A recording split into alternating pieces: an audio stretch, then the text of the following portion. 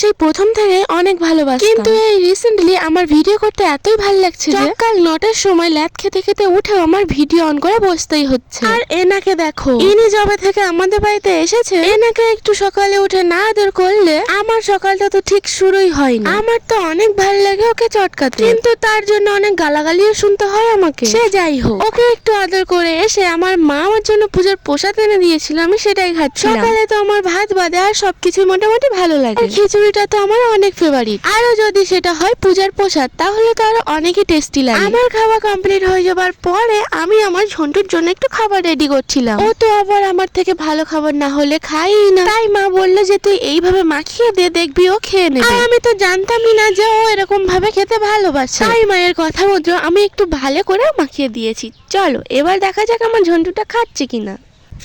আমার উপর রাগ করে শুয়ে আছে, ও সকাল থেকে বেঁধে দেওয়া, তার জন্য রাগ করে আছে। ঝন্টু, তুমি খাবে? এগুলো কে খাবে? তুমি রাগ করেছো? রাগ করেছো তুমি? রাগ করেছে আমার ঝন্টু। খেয়ে নাও, খেয়ে নাও, ভীষণ জোরে খিদে পেয়েছে তোমার। আর ঝন্টু বাবা,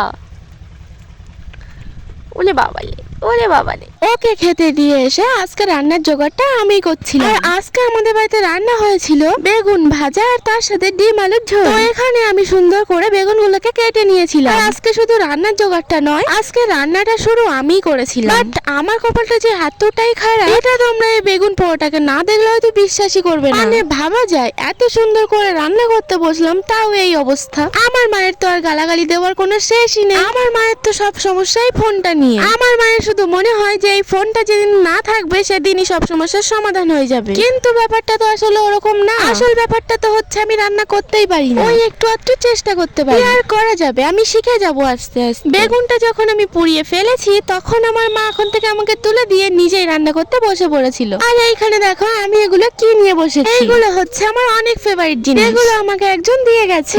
কে দিয়ে গেছে সেটা তো এখন বলবো না। যাই হোক, যেই মানুষটা দিয়ে গেছে এগুলো তাকে অনেক অনেক থ্যাঙ্কস। সত্যি বলতে সেই ছোটবেলা থেকেই এদের প্রতি আমার একটু বেশি ভালোবাসা রয়ে গেছে, তাই হয়তো এত ভালো লাগে এগুলো খেতে। আর হ্যাঁ, তোমরা সেই সারপ্রাইজটার জন্য আবার রেডি?